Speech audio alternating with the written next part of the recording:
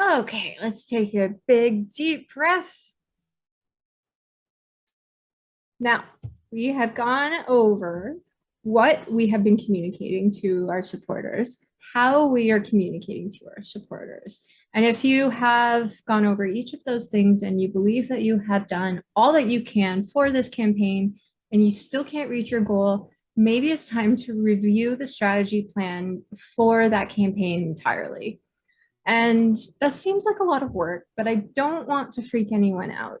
You can run as many campaigns as you like for as long as you like on Fundraiser. And if you have to start anew, that's okay. Let's just make sure that this time we do the proper planning. So remember the 80-20 rule. You should spend 80% of your time planning what you are doing and 20% of the time actually doing it. So let's talk about more of the planning.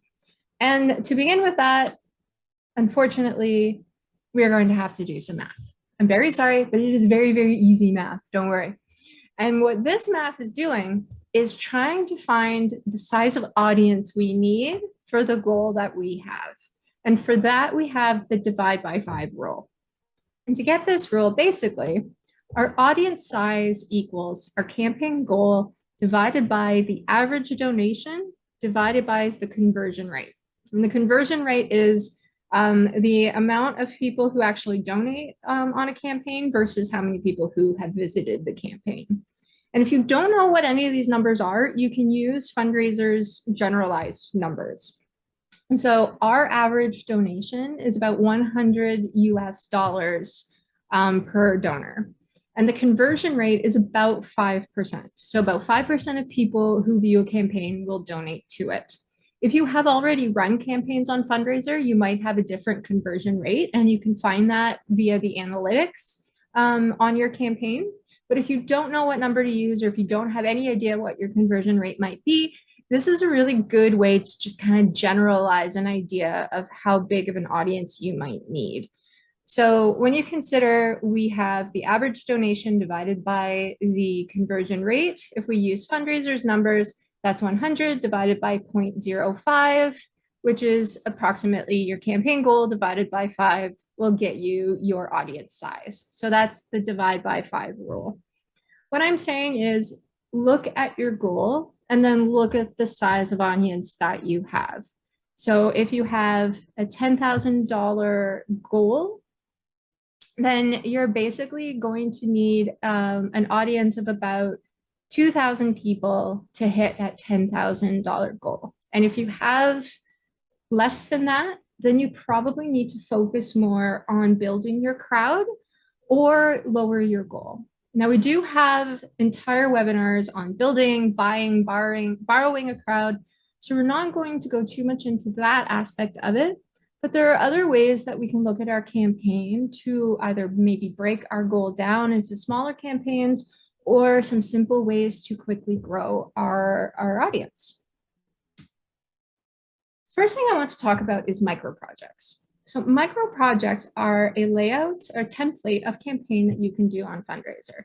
This is basically a multi-tier project. So you have one main campaign that has different sub-campaigns under a second tier. And all of those sub-campaigns, their goal and their amount raised all gets rolled up into the main campaign. To explain this a bit better, we're going to look at this campaign from the Commemorative Air Force in Texas. So they run this campaign every year. And what it does is they're trying to restore some old warplanes. Now, they have a goal of $175,000.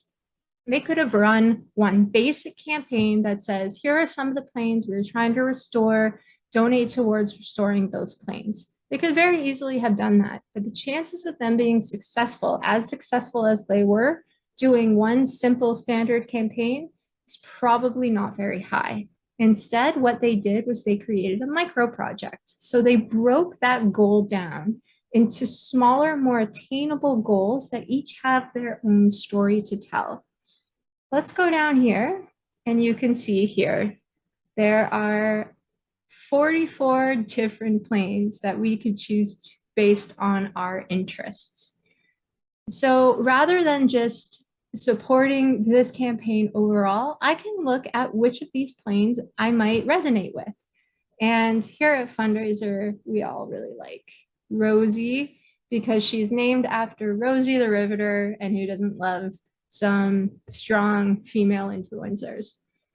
So here you can see this campaign story. It's a sub-campaign of that master campaign. So their funds raised and their goal are going to get rolled up into the main campaign, but it's going to have its own story. And this is a story about why this plane was nicknamed Rosie. And it talks about Rosie the Riveter, as well as who Rosie the Riveter was, as well as a little bit about this plane as well. And then anyone who donates to this specific sub-campaign is only going to get the updates from this campaign. So they're not going to get all of the updates from all of the 44 campaigns, just the one that they're specifically interested in.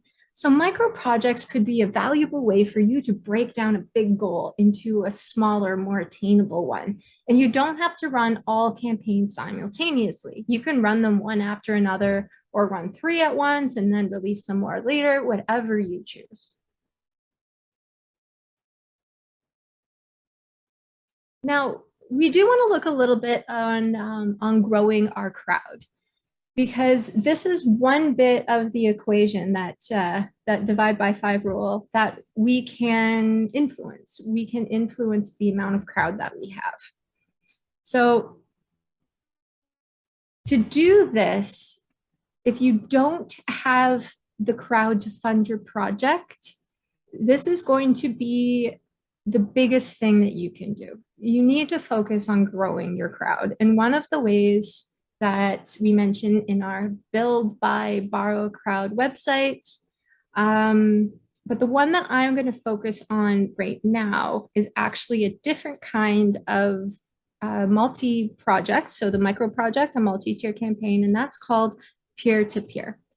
Peer-to-peer campaigns are what we used to do as kids when we did walkathons at school. You know, you would get a piece of paper and you would go to your aunts and uncles and parents and say, you know, I'm going to go walk around my school track. Can you donate towards the Heart and Stroke Foundation or whoever the funds are going to? This is that same basic idea, but it's taking it and putting it on a whole other level. So what peer-to-peer campaigns do are let the supporters that you have right now be your fundraisers. So you're not only targeting your direct community, you're targeting your community's community as well. And it's a quick way to grow your crowd. So peer-to-peer events, they don't have to be in person, they can be virtual. So they don't have to cost you a lot of money or a lot of time or other resources that you might not have. But it's probably one of the most successful ways that we have seen communities grow their crowds, see organizations grow their crowds. And a good example for this is here, Bike for Brain Care. So the Brain Care Center in Edmonton, Alberta, they do this bike every year, and it's focused on care after concussions.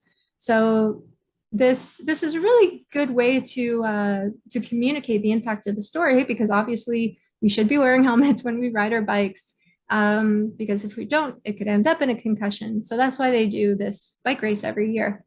This is the main campaign. But what you'll see now that you didn't see on the Air Force campaign up here is a register button. So this is where your supporters can go and register to fundraise for you. And in return, they get their own sub-campaign. They get their own page that they can customize, tell their own story about why they're fundraising for you, and share that to their supporters.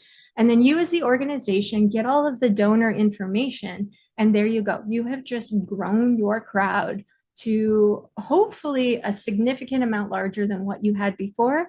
And now the next time you go to run a different type of campaign, you have that whole crowd to pull off of as well.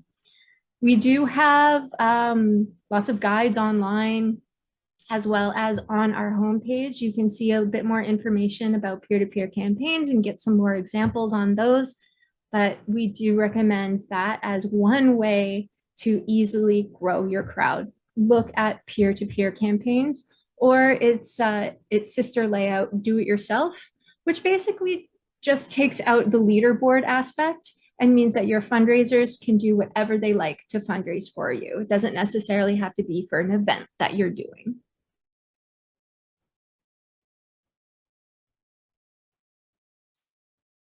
Okay, so that that is it. That is not it in terms of what you can do if your campaign has gone stale, but those are the things that you should be focusing on right now. Look at your campaign content. Make sure that your story is powerful and emotional and communicating your units of impact. Look at your marketing. Make sure that you're sharing via every avenue you possibly can. And if neither of those are working, then maybe we need to look at a whole strategy overhaul. Maybe we need to lower our goal, change the campaign layout, run smaller campaigns throughout the year as opposed to bigger campaigns with larger goals. There are lots of different things that you can do. And again, we do have strategists like myself who can work with you to help you plan your campaigns for more success. If you don't want to talk to one of our strategists, that's okay too. We have resources for you in the Connection Point Help Center. You'll find links to that on our homepage and in the platform as well.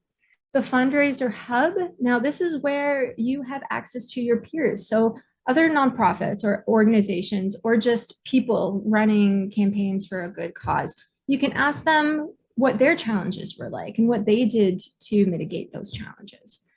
And we also have our blog with tons of articles on different things. Just search for what it is that you want to know about, and chances are you'll find a blog article on it. I do hope that you have found the session helpful. Please let us know if you have any other ideas for what to do if your campaign goes stale. We are all about collaboration, and we want to take your ideas too and make sure that other organizations that are raising funds for a good cause are successful as well. Thank you again very much, and good luck with your fundraising.